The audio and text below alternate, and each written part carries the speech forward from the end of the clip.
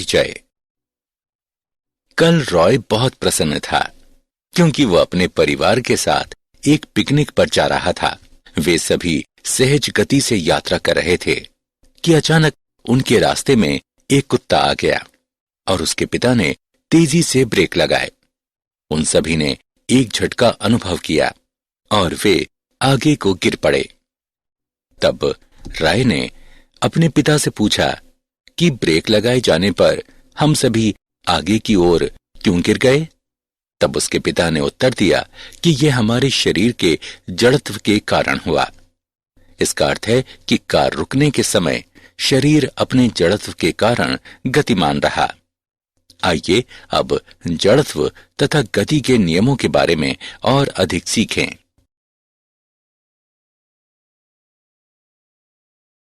उद्देश्य।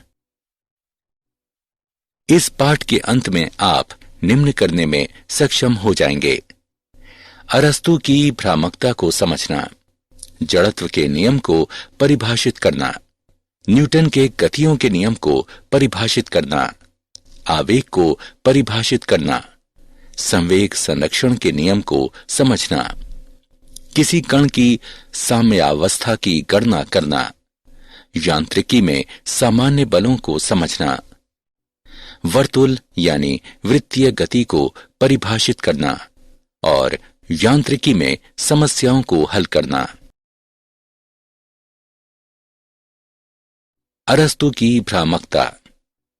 यूनानी विचारक अरस्तु के अनुसार किसी वस्तु को गतिमान बनाए रखने के लिए एक बाह्य बल आवश्यक होता है। एक खिलौना गाड़ी विराम अवस्था में है। जब एक बालक गाड़ी से जुड़े हत्थे को पकड़कर खींचता है तो गाड़ी गतिमान हो जाती है और जब बालक गाड़ी का हत्था छोड़ देता है तो गाड़ी विराम अवस्था में आ जाती है। अब अरस्तु के अनुसार गाड़ी इसलिए विराम अवस्था में आ जाती है क्योंकि इस पर कोई बाह्य बल नहीं लग रहा है, लेकिन वास्तव में गाड़ी इसलिए विराम अवस्था में आ जाती है क्योंकि पृष्ठ से लगने वाला घर्षण बल गाड़ी की गति का प्रतिरोध करता है। जड़त्व का नियम। किसी वस्तु का जड़त्व उसका वह गुण होता है जिसके द्वारा ये अपनी विराम अवस्था में परिवर्तन का या किसी बाह्य बल की अनुपस्थिति में वस्तु की एक समान गति का प्रतिरोध करती है। किसी वस्तु का जड़त्व इसके द्रव्यमान के अनुक्रमानुपाती होता है। किसी वस्तु का वेग तब तक निश्चित रूप से बना रह सकता है जब तक उस पर कोई त्वरण या मंदन कार्य न करे। ऐसी दशा केवल समतल तलों पर प्राप्त की जाती है जहां घर्षण के बल को न्यून किया जाता है। आइए एक उदाहरण देखें। नीचे को ढाल युक्त तल की स्थिति में त्वरण का एक कारण पहले से उपस्थित रहता है। ऊपर को ढाल युक्त तल की स्थिति में मंदन का एक कारण पहले से उपस्थित रहता है। क्षैतिज तल की स्थिति में नियत गति होती है। न्यूटन का गति का प्रथम नियम। न्यूटन के गति के प्रथम नियम के अनुसार प्रत्येक पिंड तब तक अपनी विराम अवस्था या सरल रेखा में एक समान गति की अवस्था में रहता है जब तक कि कोई बाह्य बल उसे अन्य रूप में व्यवहार करने के लिए बाध्य नहीं करता। यदि किसी वस्तु पर नेट बाह्य बल शून्य हो तो इसका त्वरण शून्य होगा। वस्तु पर नेट बाह्य बल न होने की स्थिति में त्वरण शून्य नहीं हो सकता। न्यूटन का गति का द्वितीय नियम। पहले हम सभी संवेग के बारे में बात करेंगे। किसी वस्तु का संवेग इसके द्रव्यमान तथा वेग के गुणनफल के रूप में व्यक्त किया जाता है। P बराबर m गुणा v। ये एक सदिश राशि है। संवेग की दिशा वेग की दिशा में होती है। इसका SI मात्रक किलोग्राम मीटर प्रति सेकंड होता है। न्यूटन का गति का द्वितीय नियम कहता है कि किसी पिंड पर कार्य करने वाला नेट बाह्य बल इसके संवेग परिवर्तन की दर के अनुक्रमानुपाती होता है। इसका समीकरण निम्न रूप में दिया गया है। u मीटर प्रति सेकंड के वेग से आरंभ में गतिमान m द्रव्यमान के एक पिंड पर विचार करें, जिस पर F न्यूटन का बल लगाए जाने पर t समय के बाद इसका वेग v मीटर प्रति सेकंड हो जाता है। तब न्यूटन के द्वितीय नियम के अनुसार F बराबर mv घटा mu बटे t, F बराबर ma, जहां a पिंड में उत्पन्न त्वरण है। अतः पिंड पर कार्य करता नेट बाह्य बल इसके द्रव्यमान तथा इसमें उत्पन्न त्वरण के गुणनफल के बराबर होता है। उदाहरण, आइए न्यूटन के गति के द्वितीय नियम का एक उदाहरण देखें। एक 8 किलोग्राम द्रव्यमान पर कार्य करता नियत बल 25 सेकंडों में इसकी चाल को 2 मीटर प्रति सेकंड से 3.8 मीटर प्रति सेकंड में बदल देता है। यदि पिंड की गति की दिशा अपरिवर्तित रहे तो बल के परिमाण एवं दिशा की गणना करें। आइए इसका हल देखें। दिए गए मान हैं m बराबर 8 किलोग्राम, u बराबर 2 मीटर प्रति सेकंड, v बराबर 3.8 मीटर प्रति सेकंड, t बराबर 25 सेकंड, f बराबर ma बराबर m v घटा u बटे t बराबर 3.8 घटा 2 बटे 25। बल बराबर 0.58 न्यूटन। क्योंकि गति की दिशा में परिवर्तन नहीं हुआ है बल्कि वेग का परिमाण बढ़ा है, इसलिए बल गति की दिशा में ही कार्यरत होगा। आवेग। आवेग को किसी पिंड पर एक अल्प समय काल के लिए कार्य करने वाले बल के प्रभाव के रूप में परिभाषित किया जाता है। आवेग बल तथा समय अंतराल के गुणनफल के बराबर होता है। I बराबर F गुणा T। यदि पिंड का संवेग T समय में P1 से P2 परिवर्तित होता है तो न्यूटन के गति के द्वितीय नियम के अनुसार F बराबर P2 घटा P1 बटे T। आवेग I बराबर P2 घटा P1 बटे T गुणे T। I बराबर P2 घटा P1। I बराबर डेल्टा P। आवेग पिंड के संवेग में परिवर्तन के भी बराबर होता है। यह एक सदिश राशि है तथा इसकी दिशा संवेग में परिवर्तन के समान होती है। न्यूटन का गति का तृतीय नियम। न्यूटन के गति के तृतीय नियम के अनुसार प्रत्येक क्रिया की सदैव समान एवं विपरीत प्रतिक्रिया होती है। क्रिया और प्रतिक्रिया का परिमाण समान होता है, दिशाएं विपरीत होती हैं और वे भिन्न पिंडों पर कार्य करती हैं। पतवार की सहायता से एक नाव खेता व्यक्ति भूमि पर उछलती गेंद न्यूटन की गति के तृतीय नियम के उदाहरण हैं। पिंडों A और B के एक युग्म पर विचार करें, तब FAB बराबर घटा FBA। दोनों पिंडों के बीच अंतर क्रिया में संलग्न दो बलों में से एक क्रिया बल कहा जा सकता है, दूसरे बल को प्रतिक्रिया बल कहा जा सकता है। संवेग का संरक्षण। वियुक्त निकाय। किसी निकाय को वियुक्त कहा जाता है यदि निकाय व परिवेश के बीच द्रव्यमान तथा ऊर्जा का कोई विनिमय नहीं हो।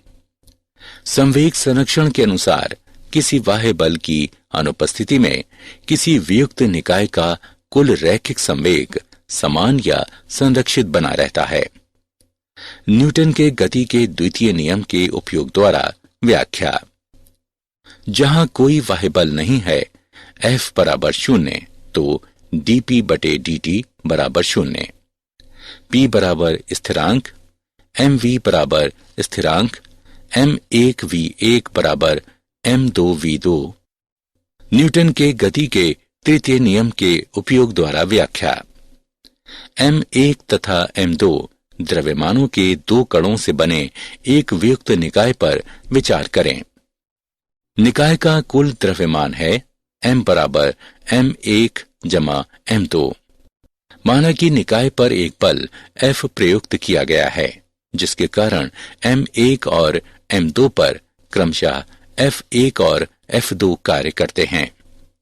यदि वियुक्त निकाय पर कार्य करने वाला कोई बाह्य बल नहीं है, F बराबर 0, D बटे dt, P बराबर 0, P बराबर स्थिरांक अतः रैखिक संवेग के संरक्षण का नियम सिद्ध होता है। किसी कण की साम्यावस्था। जब किसी पिंड जिस पर बल कार्य करता है उसकी विरामावस्था या एक समान गति की अवस्था में कोई परिवर्तन नहीं होता है तो वो पिंड साम्यावस्था में कहलाता है।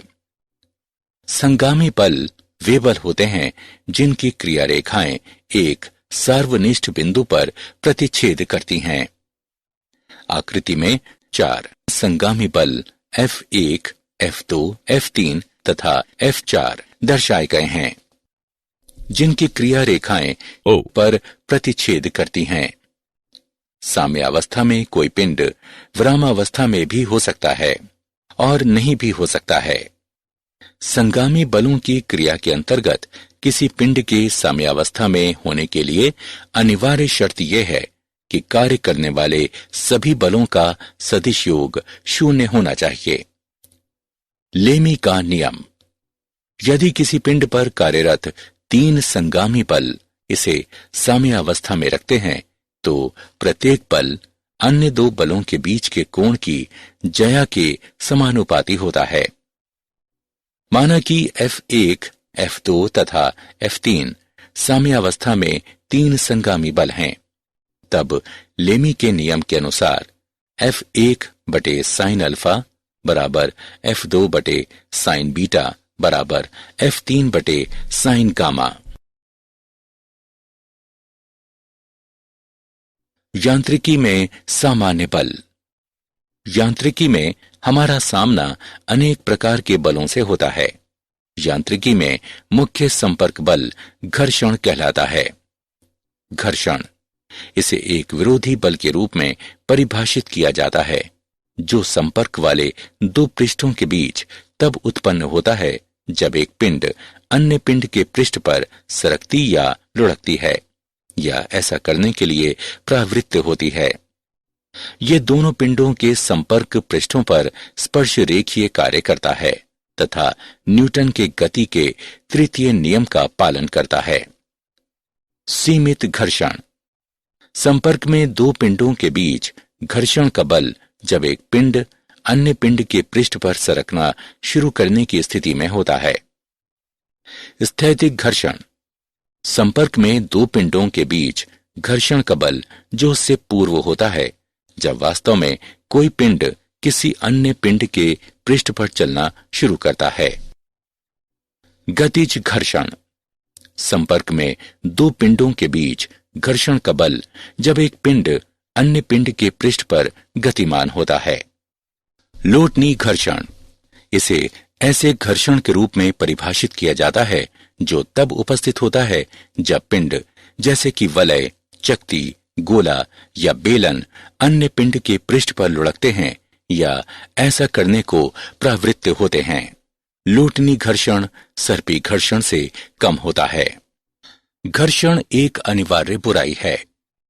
घर्षण सदैव गति का विरोध करता है और घर्षण से छुटकारा पाने के लिए ऊर्जा व्यय होती है, लेकिन साथ ही ये अनिवार्य भी है क्योंकि ये हमें चलने, वस्तुओं को चलाने तथा शक्ति का प्रेषण करने में सहायता प्रदान करता है। घर्षण कम करने के उपाय। 2 संपर्क पृष्ठों के बीच घर्षण गुणांक का मान कम करते हुए घर्षण को घटाया जा सकता है। इसे निम्नांकित तरीकों से किया जा सकता है: पॉलिश करके, ल्यूब्रिकेंट्स के उपयोग द्वारा चिकना करके, सर्पी को लोटनी में परिवर्तित करके। वृत्तीय या वर्तुल गति। जब कोई पिंड किसी वृत्ताकार पथ पर चलता है तो इसकी गति वृत्तीय गति कहलाती है, और यदि कोई पिंड किसी वृत्तीय पथ पर नियतांक चाल से घूमता है तो इसकी गति एक समान वृत्तीय गति कहलाती है। पिंड पर बल निम्न रूप में व्यक्त है। F बराबर ma बराबर mv वर्ग बटे r। यह सदैव वृत्तीय पथ के केंद्र की ओर निर्दिष्ट होता है, इसलिए इसे अभिकेंद्र बल कहा जाता है। क्षैतिजिक वृत्तीय गति के कुछ उदाहरण निम्नवत हैं। किसी समतल सड़क पर वृत्तीय मोड़ लेने वाला वाहन। जब कोई वाहन किसी समतल सड़क पर वृत्तीय मोड़ लेता है तो वाहन के टायरों तथा सड़क के बीच घर्षण का बल वाहन को आवश्यक अभिकेंद्र बल प्रदान करता है। वह अधिकतम चाल जिससे एक वाहन r त्रिज्या का वृत्तीय मोड़ ले सकता है निम्न प्रकार व्यक्त है। F बराबर ma बराबर mv वर्ग बटे r। v बराबर वर्गमूल म्यू rg, जहां v बराबर वाहन की चाल, म्यू बराबर घर्षण गुणांक। सड़कों की बैंकिंग। पहाड़ी क्षेत्रों में वृत्तीय मोड़ काफी अधिक और तीव्र होते हैं, इसलिए सड़कों को इस प्रकार बनाया जाता है कि उनका बाहरी किनारा आंतरिक किनारे की अपेक्षा इस प्रकार थोड़ा सा उठा हुआ होता है कि पर्याप्त अभिकेंद्र बल प्रदान किया जा सके। यदि किसी तिरछी सड़क पर वाहन v चाल के साथ r त्रिज्या का मोड़ लेता है तो tan थीटा बराबर v वर्ग बटे rg, जहां थीटा बैंकिंग का कोण है। साइकिल सवार का झुकना। भूमि पर वृत्ताकार मोड़ लेता हुआ साइकिल सवार स्वयं को सदैव ऊर्ध्व झुका लेता है ताकि वो स्वयं को पर्याप्त अभिकेंद्र बल प्रदान कर सके। यांत्रिकी में समस्याओं को हल करना। यांत्रिकी में सामान्य समस्या को हल करने के लिए हमें निम्न चरणों का उपयोग करना चाहिए। चरण 1, एक आरेख बनाएं। चरण 2, संयोजन के किसी सुविधाजनक भाग को निकाय के रूप में चुनें। चरण 3, एक पृथक आरेख खींचें जो निकाय तथा पिंडों के संयोजन के शेष भागों द्वारा निकाय पर आरोपित सभी बलों को सम्मिलित करके दर्शाता हो। चरण 4, इस आरेख में बलों के बारे में वही सूचनाएं सम्मिलित करें जो या तो आपको दी गई हों या जिनके बारे में आप निश्चित हों। चरण 5, यदि आवश्यक हो तो संयोजन से किसी अन्य निकाय के लिए भी यही विधि अपनाएं। क्या आप जानते हैं सर आइजक न्यूटन का जन्म 1642 में हुआ। उसी वर्ष गैलीलियो की मृत्यु हुई थी। उनका जन्म एक निर्धन कृषक परिवार में हुआ। वे 1661 में कैम्ब्रिज विश्वविद्यालय में अध्ययन के लिए भेजे गए। 1665 में न्यूटन ने सेब गिरने की घटना का अवलोकन किया। इस सरल घटना ने न्यूटन को गुरुत्व का संबंध चंद्रमा को उसकी कक्षा में रखने वाले बल से जोड़ने की संभावना की खोजबीन के लिए प्रेरित किया। इससे अंततः उन्होंने गुरुत्व के सार्वत्रिक नियम का प्रतिपादन किया। एक डाइन बल वह बल होता है जो 1 ग्राम द्रव्यमान के पिंड में 1 सेंटीमीटर प्रति सेकंड वर्ग का त्वरण उत्पन्न करता है। बल का 1 ग्राम भार वो बल होता है जिससे 1 ग्राम द्रव्यमान का कोई पिंड पृथ्वी के केंद्र की ओर आकर्षित होता है। बल समय ग्राफ का क्षेत्र किसी दिए गए समय में दिए गए बल के आवेग का परिमाण प्रदान करता है। सारांश। आइए हमने जो कुछ सीखा है उसे संक्षेप में दोहराएं। गुरुत्व एक प्राकृतिक परिघटना है जो भौतिक पिंडों को उनके द्रव्यमानों के समानुपाती बल से आकर्षित करती है। किसी पिंड का जड़त्व इसका वो गुण होता है जिसके द्वारा ये बाह्य बल की अनुपस्थिति में पिंड की विरामावस्था या एक समान गति की अवस्था में परिवर्तन का विरोध करता है। न्यूटन के गति के प्रथम नियम के अनुसार हर चीज निरंतर अपनी विरामावस्था या एक सीधी रेखा में एक समान गति की अवस्था में रहेगी यदि इस पर कार्य करने वाला कोई बाह्य बल आरोपित न किया जाए। न्यूटन के गति के द्वितीय नियम के अनुसार किसी पिंड पर कार्य करने वाला नेट बाह्य बल इसके संवेग में परिवर्तन की दर के अनुक्रमानुपाती होता है। आवेग को किसी पिंड पर बल के प्रभाव के रूप में परिभाषित किया जाता है जो इस पर अल्प समय अंतराल के लिए कार्य करता है। न्यूटन के गति के तीसरे नियम के अनुसार प्रत्येक क्रिया की सदैव समान व विपरीत दिशा में प्रतिक्रिया होती है। संवेग संरक्षण के नियम के अनुसार किसी बाह्य बल की अनुपस्थिति में किसी पृथक्कृत निकाय का कुल रैखिक संवेग समान या संरक्षित बना रहता है। जब किसी पिंड की विरामावस्था या एक समान गति की अवस्था में कोई परिवर्तन नहीं होता जिस पर कि बल कार्य करते हैं तो वो पिंड साम्यावस्था में कहलाता है। परिचय।